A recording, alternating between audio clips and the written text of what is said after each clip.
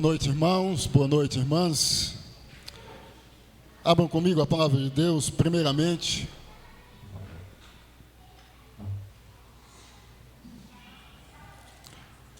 Na Epístola de Tiago, capítulo 5, verso 17. Só a parte inicial do verso 17. Epístola de Tiago, capítulo 5, verso 17, só a parte inicial do verso 17. Em seguida, nós vamos recorrer a 1 Reis, capítulo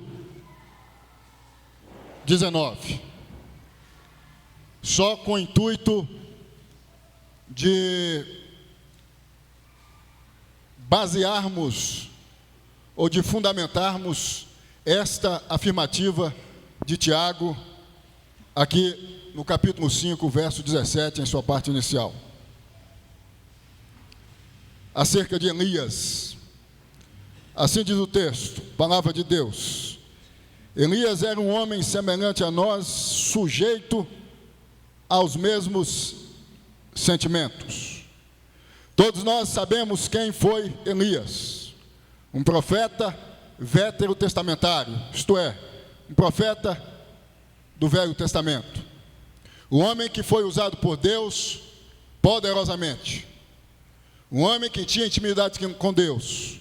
Um homem que teve experiências magníficas com Deus. Um homem de Deus, boca de Deus, em seu tempo, em sua época. E Tiago vai nos dizer que este homem não tinha nada diferente de nós. Porque Tiago diz que Elias foi um homem semelhante a nós. E 1 Reis, no meu entendimento, capítulo 19, dos versos de 1 a 19, evidencia a razão desta afirmativa de Tiago. Dito isto, eu penso que nós podemos pensar no seguinte tema: não somos super-heróis. Não somos super-heróis. As experiências que temos com Deus, a fé que temos em Deus, o fato de sermos de Deus, não nos blinda contra as adversidades, contra os vendavais, contra os tsunamis existenciais, contra as doenças, contra os contratempos, contra as dificuldades. Elias foi um homem usado por Deus, como disse, de maneira extraordinária.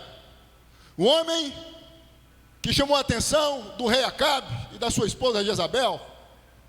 Um homem que se destacou, que se tornou conhecido socialmente, porque Deus o usou de maneira extraordinária. Mas Elias não foi um super-herói.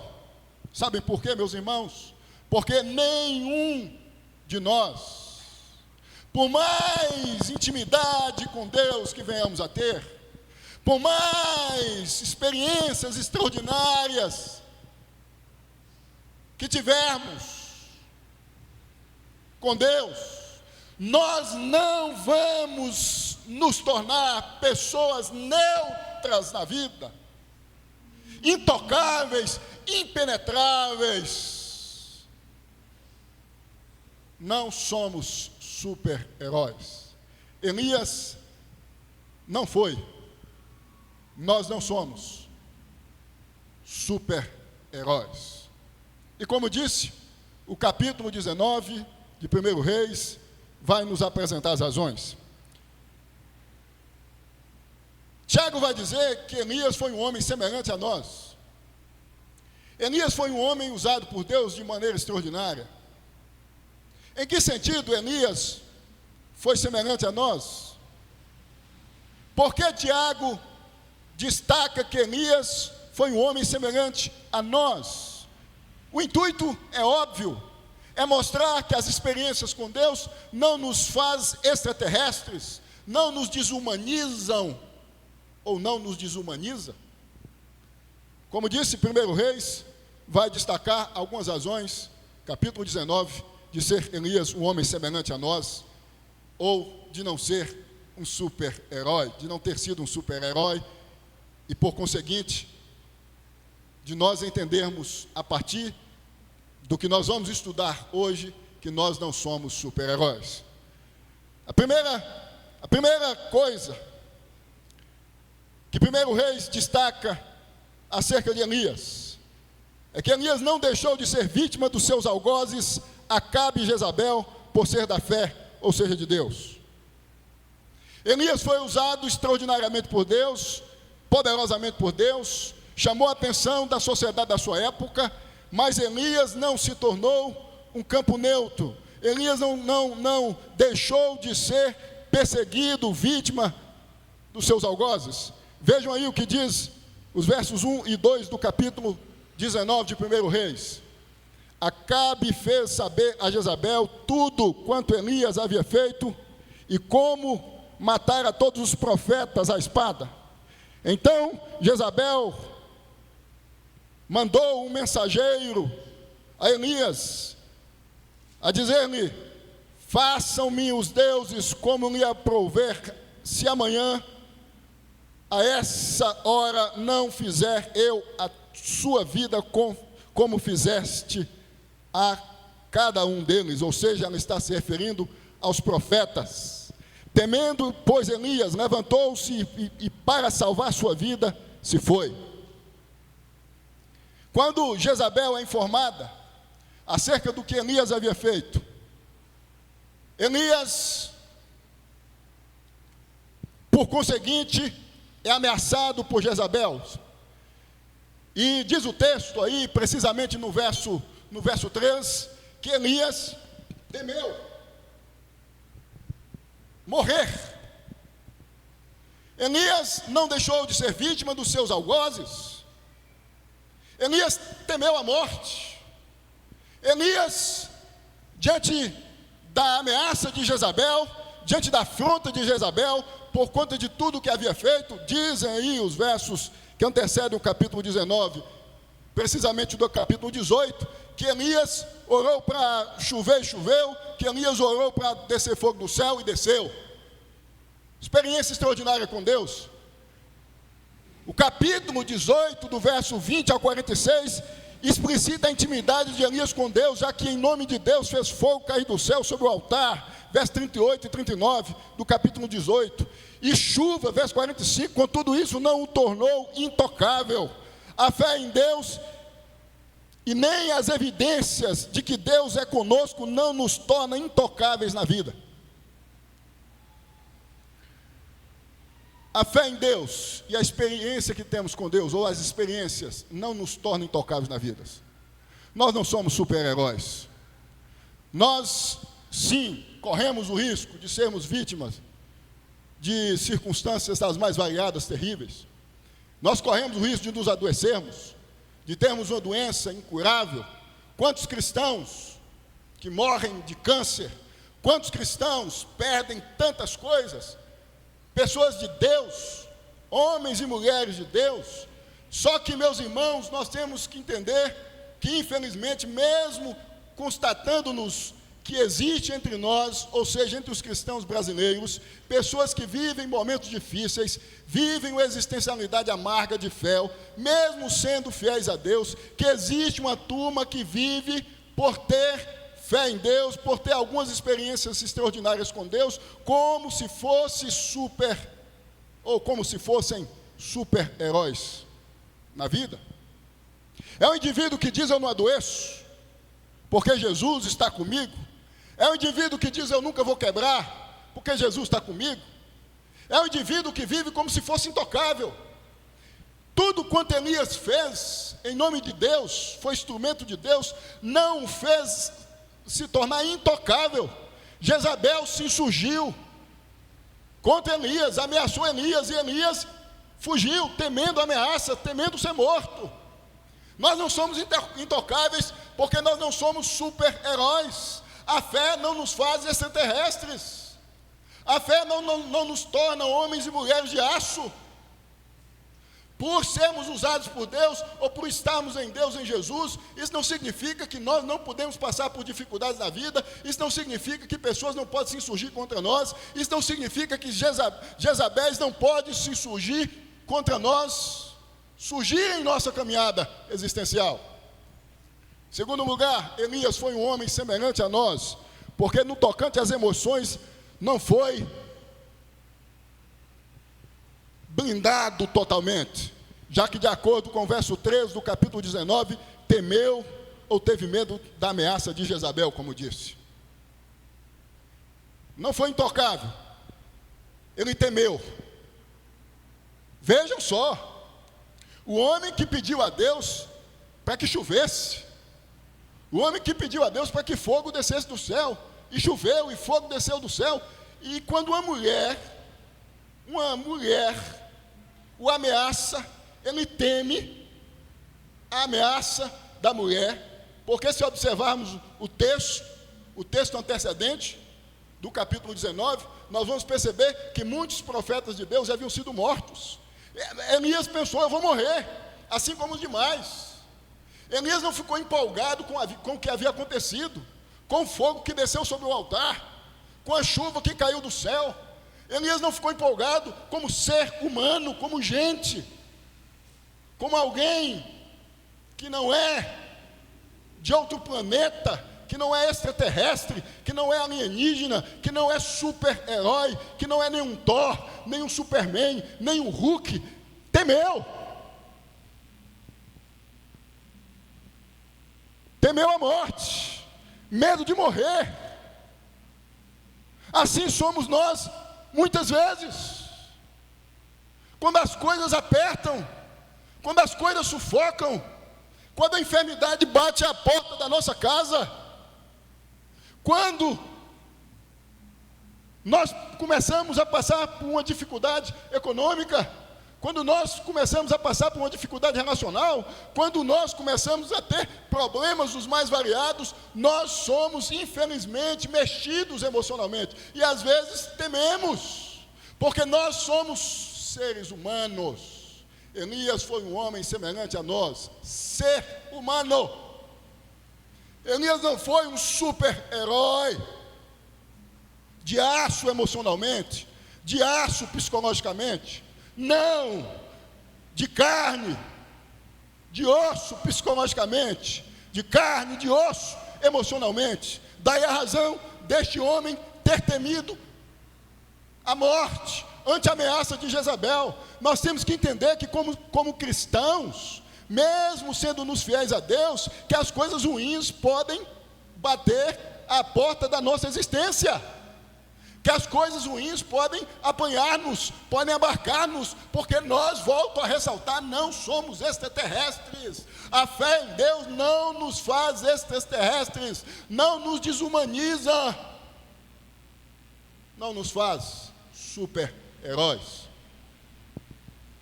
É normal ter medo, é normal ficar assustado, é normal ficar acuado, é normal ficar triste, é normal sentir a dor da perda, é normal sentir quando as coisas ruins chegam. Elias ficou emocionalmente vulnerável, instável. Diz o texto, verso 3, temendo. Sentimento, emoção de medo. Teve medo.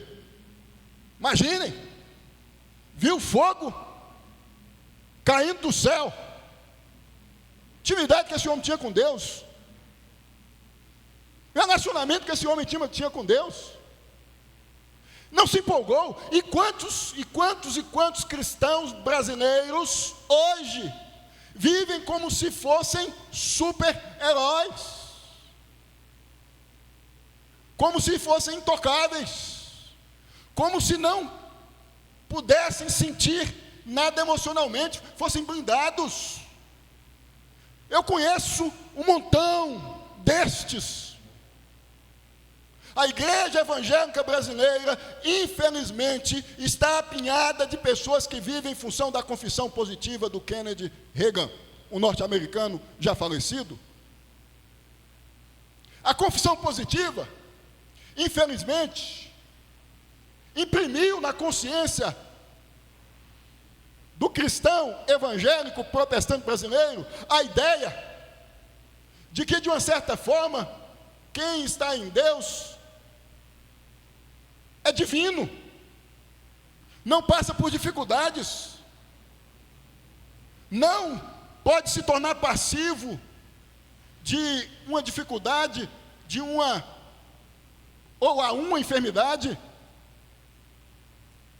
não pode sentir emocionalmente, não pode ter medo, não pode chorar.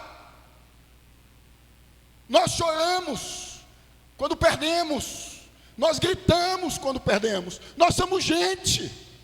Eu já disse aqui reiteradas vezes, e digo mais uma vez, o compromisso de Deus conosco é fazer com que venhamos a permanecer em Jesus. Em Jesus, Deus nos sustenta dia após dia, na fé em Jesus. Compromisso de Deus não é fazer com que você não venha sentir medo. Compromisso de Deus não é fazer com que as suas emoções se tornem blindadas, impenetráveis, invulneráveis. Não. Você vai chorar sim, eu vou chorar, nós vamos, quando as coisas apertarem, quando as coisas ficarem difíceis, porque nós não somos super-heróis, assim como Elias. Nós não somos super-heróis. Esse homem teve medo, esse homem fugiu, esse homem correu. Às vezes nós temos que correr, às vezes nós temos que fugir. A fé não pode nos fazer idiotas, bobos. Quantos casos de pessoas, irmãos, com câncer, quem ouvindo um destes profetas da atualidade, deixam de passar pela quimioterapia, deixam de serem atendidas por especialistas. Elias temeu a morte. Quando as coisas apertam, a gente tem que ficar de fato com medo. O medo às vezes é um mecanismo de defesa, é uma proteção. Ah, não, eu não fico doente, eu estou com câncer, eu estou com uma doença, com a doença tal, eu estou com a dificuldade tal, mas eu sou de Deus e Deus vai me curar, Deus vai providenciar urgentemente o que eu preciso, porque eu sou o servo do Altíssimo e Deus não há de me abandonar. Elias, que viveu o que viveu, não ousou dizer isto. Elias correu, ele temeu, porque Elias foi um homem semelhante a nós. Elias não era extraterrestre, Elias não era alienígena, Elias não era super-herói. Elias simplesmente foi um homem usado por Deus em seu tempo, em sua época. Terceira razão, terceira razão de Elias ser um homem semelhante a nós, foi porque, ante as circunstâncias difíceis, especificamente em se tratando da sua pessoa, de ameaça, de morte, desejou, pediu a própria morte. Ele fugiu ante a ameaça e, por conseguinte, temendo a morte, ele pediu a própria morte. É o que diz o verso 4 aí do capítulo 19. Ele mesmo, porém, se foi ao deserto, caminho de um dia, e veio e se assentou debaixo de um zimbro e pediu para si a morte e disse: basta. O medo da morte, e por conseguinte pediu a morte. Ante as circunstâncias, ante a ameaça de Jezabel, ante a tudo que já havia acontecido com os profetas de Deus, os assassinatos dos mesmos, ante a consciência de que o mesmo poderia ser morto por Jezabel, Elias pede a morte. Já que eu vou ser morto por Jezabel, me mate aqui, Senhor. Eu prefiro morrer onde estou do que me tornar vítima desta sanguinária Jezabel. Sabe por que Elias pediu a morte? Ante as circunstâncias difíceis que haviam envolvido, porque Elias não era extraterrestre, porque Elias não era um super-herói, porque Elias não era um alienígena. Sabe por que muitas vezes eu e você desejamos a própria morte? Sabe por quê? Quando nós estamos vivendo um momento difícil, de dor, de angústia, onde a gente não consegue ver uma luz no fim do túnel, onde a gente não consegue ver uma gota de esperança diante de nós desejamos a morte. Talvez você já tenha vivido essa experiência. Eu ouso dizer que a cada 100 pessoas, 90 já tiveram essa experiência, se não 99. Sabe por quê? Porque nós não somos super-heróis, porque nós não somos extraterrestres, porque nós não somos alienígenas, assim como Elias não foi. É certo, meus irmãos e minhas irmãs, que quando as coisas apertam, que esse sentimento pode tomar conta de nós. Desejar a própria morte, pedir a própria morte. Diz o texto que Elias pediu a própria morte. E nós temos outros casos no Antigo Testamento. Dentre estes, me vem o caso de Jó. Vocês sabem que Jó teve uma experiência existencial amarga, extremamente difícil. Perdeu tudo o que tinha. Foi apanhado por uma enfermidade terrível. E no capítulo 3 do livro de Jó, Jó confessa: Deus, por que eu não morri no ventre da minha mãe? Por que eu saí do ventre da minha mãe vivo? O desejo de ter sido abortado no ventre da mãe, por causa da experiência amarga, por causa de tudo quanto o envolveu, por causa daquelas circunstâncias que causaram dor em Jó, Jó confessou diante de Deus: Deus, eu preferia ter morrido do que ter passado por tudo isto que estou passando. Elias, assim como nós, assim como Jó, desejou a morte, porque Elias e Jó, nós, eu e você, não somos super-heróis. Então não se assuste, não fique desesperado ou desesperada quando esse sentimento bater. Recorra a Deus, se coloque diante de Deus e diga: Deus, tenha misericórdia de mim. Eu sou gente, eu sou de carne e osso, eu não sou alienígena, eu não sou extraterrestre. Eu preciso do Senhor, as coisas estão difíceis.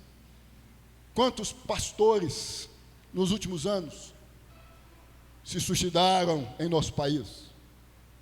Pastores, homens, ministros do Evangelho. Sabem por quê?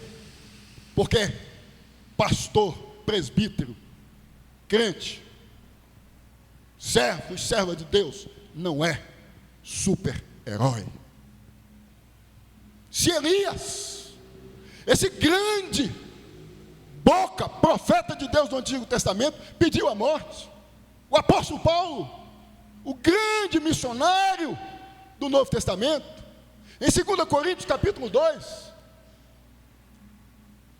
disse que ante a uma tribulação que viveu na Ásia, desesperou-se da própria vida, e eu já preguei isso aqui.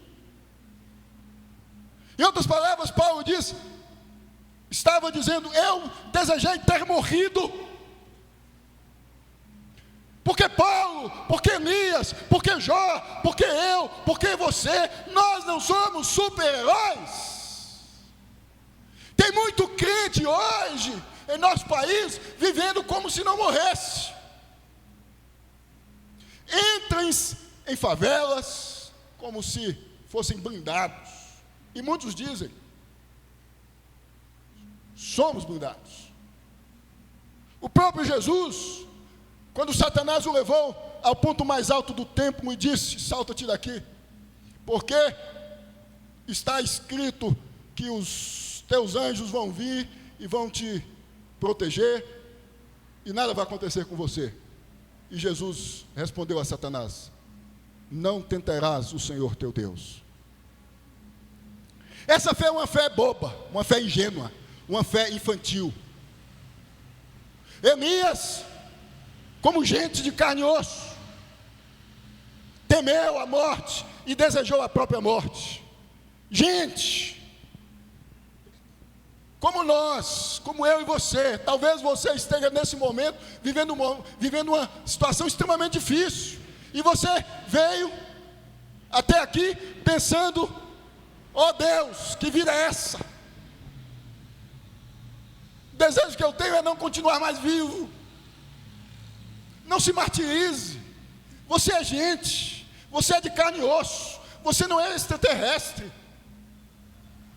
Se coloque diante de Deus e peça a Deus para tirar de você esse sentimento. Quarta razão de ser Elias um homem semelhante a nós, de não ter sido um super-herói, foi porque não confiou na palavra e na providência de Deus, e por isso se encavernou. Vejam, versos 5 e 7. Deitou-se e dormiu debaixo do zimbro. Eis que um anjo o tocou e lhe disse, levanta-te e come. Olhou ele e viu, junto à cabeceira, um pão cozido sobre pedras em brasa, e uma botija de água. Comeu, bebeu e tornou a dormir. Ele não confiou na providência, na palavra de Deus. Assim como nós muitas vezes não confiamos ante as circunstâncias difíceis, ante aos momentos difíceis, a gente duvida, a gente vive ouvindo a palavra de Deus, a gente tem experiência com Deus, a gente sente Deus falar conosco, a gente vive momentos maravilhosos na presença de Deus, mas mormente quando as coisas apertam, nós esquecemos de que Deus é um Deus providente, nós nos esquecemos da palavra de Deus. Elias, o homem que havia sido desafiado pelos profetas de Baal acerca do seu Deus, e por isso se colocou, depois de ter formado um altar, diante de Deus e pediu a Deus para que fogo caísse do céu sobre o altar, e assim aconteceu. Não deu crédito à palavra de Deus neste momento de medo, de angústia e de dor, onde estava desejando a própria morte. Nesses momentos nós nos vulnerabilizamos mais e mais. Quantas vezes, irmãos, nós questionamos a fidelidade, a bondade de Deus? Quantas vezes, irmãos, nós não confiamos naquilo que Deus promete a nós? A gente professa que confia, mas no dia a dia a gente vive como se não confiasse. Eu, você, nós somos assim. Nós somos assim. Veja que o anjo o orientou, e ele voltou a fazer o que estava fazendo. Moisés, o grande homem de Deus do Antigo Testamento, teve inúmeras experiências com Deus, vocês sabem disso, e no fim, quase da sua vida, Deus disse, não toque na rocha, e Moisés tocou, desobedeceu a Deus. Sabem por quê? Porque nós somos gente, descendentes de Adão, porque nós somos seres humanos, E nós temos, infelizmente, mesmo sendo nos da fé, uma grande dificuldade às vezes de crermos e confiarmos na palavra de Deus, nas promessas de Deus para conosco. A gente sabe que tem um céu, a gente sabe que tem um novo céu e a nova terra, e a gente vive como se isso não fosse uma realidade factual, porque nós estamos mais preocupados com as coisas daqui, com o que acontece aqui, com a nossa vida que está presa às coisas daqui. Notem, meus irmãos, que não há como nós fugirmos do que somos. É melhor nós reconhecermos quem somos diante de Deus. Pessoas limitadas, vulneráveis, que reclamam, que questionam, que não são fiéis como deveriam ser a Deus. Os versos de 5 a 7 explicitam Deus evidenciando a Elias que nada haveria de acontecer contra a sua vida. Contudo, o verso 9 evidencia Elias desobedecendo a palavra de Deus, dada nos versos de 5 a 7. Deus diz: nada vai acontecer contra você, Elias. Verso 5 a 7. Verso 9, Elias desobedece, mostrando que não confiou, que não confiava no que Deus havia dito. Quantas vezes nós ouvimos, nós escutamos a palavra de Deus, sabemos que essa deve ser a instrução correta, quando Deus nos orienta por meio da sua palavra, e nós desviamos, e nós não fazemos. É exemplo de Elias, desobedeceu, já que Deus havia dito: continue caminhando, continue caminhando, continue, nada vai acontecer com você. Desobedeceu porque não foi o que ocorreu, já que pousou em uma caverna, verso 9, ele se escondeu, ele se encavernou. Deus diz: continue caminhando, prossiga, nada vai acontecer com você.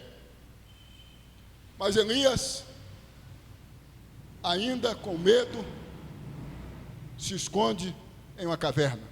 Quantas vezes nós nos encavernamos? Quantas vezes nós deixamos de continuar caminhando e optamos pela caverna, pelos esconderijos, pelos subterfúgios, pelas alternativas que na nossa cabeça são mais fáceis, são mais viáveis, são mais cabíveis. Assim somos nós. A gente escuta que Deus é fiel, que Deus é bondoso, que Deus está conosco, mas a gente vive caminhando como se Deus não fosse tudo isso para conosco. Não confiamos na palavra e na providência de Deus, muitas vezes, buscando o que achamos mais fácil, viável. E nós temos a tendência sempre de procurarmos o caminho mais fácil. Sempre o que é mais fácil. O caminho mais fácil, para nós, às vezes, é a melhor alternativa. Elias pensou: a caverna é o melhor lugar, é a melhor alternativa. Aqui eu vou ficar protegido, escondido. Elias se encavernou. E como Elias, muitas vezes nós nos encavernamos. Como Elias, muitas vezes nós fugimos das nossas responsabilidades. Como Elias, muitas vezes, ante ao que Deus pede a nós, nós nos esquivamos, nós declinamos, nós nos encavernamos, nós fugimos como Jonas. Porque para nós, muitas vezes, o que importa é o que a gente acha que é melhor para nós. Porque para nós, o que importa, muitas vezes, é o que está pulsando em nós como sendo o melhor para nós. E às vezes é a caverna, e às vezes é o esconderijo, e às vezes é a fuga, e às vezes é nos esquivarmos das nossas responsabilidades, ante ao que Deus comunica, ante ao que Deus fala. Quinto, Elias foi um homem semelhante a nós, porque tentou justificar a sua desobediência à ordem de Deus. Verso 10. Vejam aí, verso 10. Ele respondeu: tenho sido zeloso pelo Senhor, Deus dos exércitos, porque os filhos de Israel deixaram a tua aliança, derribaram os teus altares e mataram os teus profetas à espada. E eu fiquei só, e procuram tirar minha vida. Ele tentou justificar, por ter optado pela caverna, pelo que para ele era mais viável.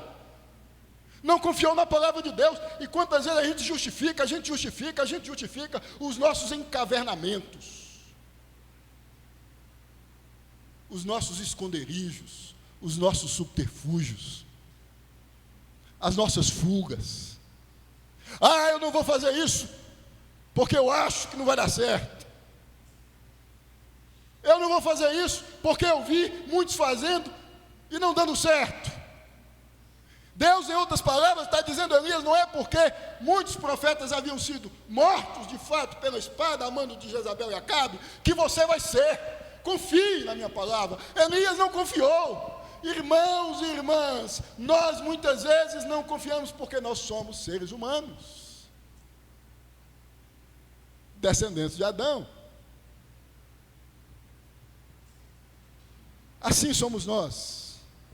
Sexta razão de ser Elias um homem semelhante a nós, foi porque dependeu de Deus para romper com a insegurança que tanto o atormentava.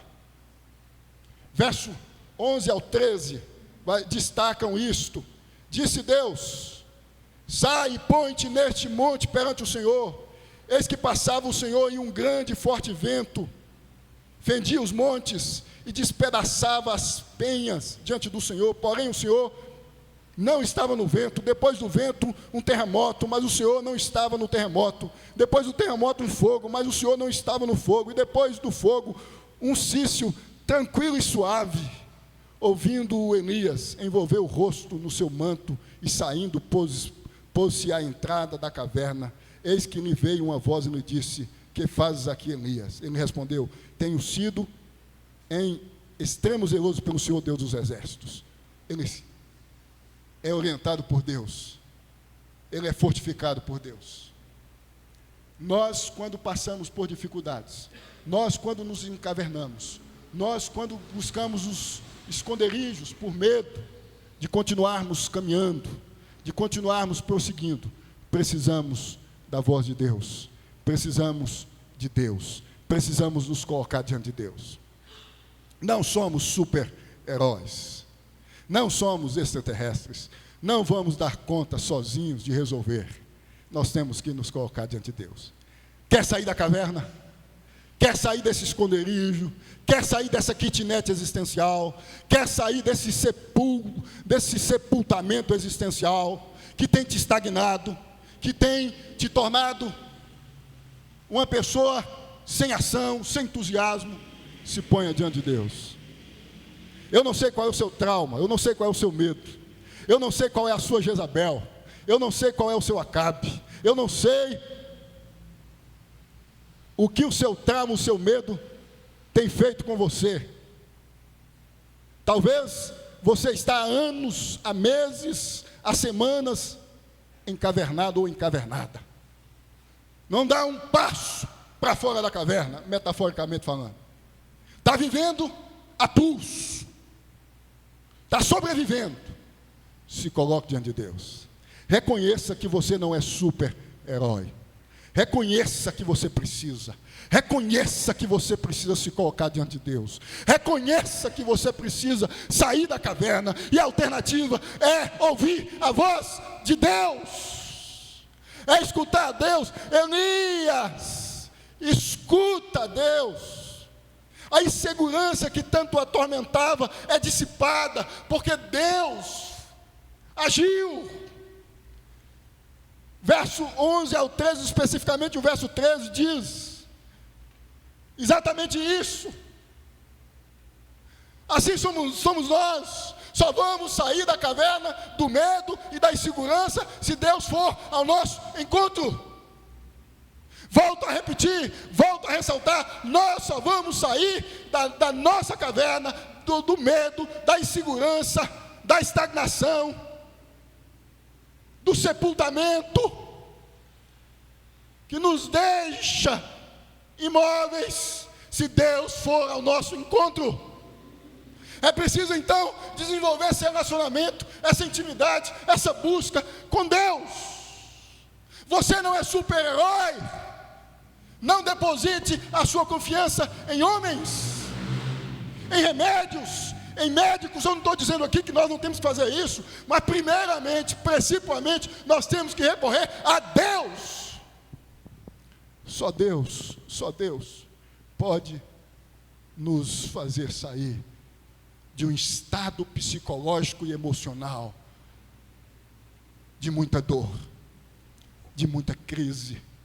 Quando o negócio aperta,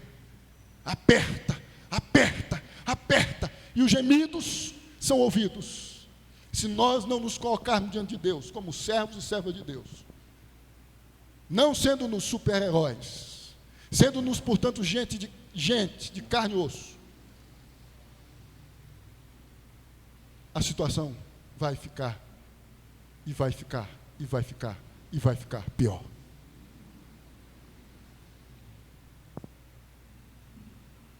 Sétimo e último, Elias foi um homem semelhante a nós, porque imaginou ser o único digno de atenção de Deus naquelas circunstâncias. Imaginou ser o único digno da atenção de Deus naquela circunstância, é o que diz o verso 14. Ele respondeu: tenho sido em extremo zeloso pelo Senhor, Deus dos exércitos, porque os filhos de Israel deixaram a tua aliança, derribaram os teus altares e mataram os teus profetas à espada, e eu fiquei só, e procuraram tirar minha vida.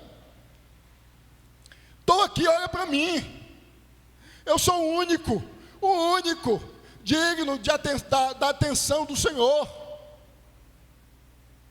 Preste atenção em mim, vejam que Deus estava com ele o tempo todo, prestando atenção nele o tempo todo, mas ele não via, porque o medo ainda estava presente,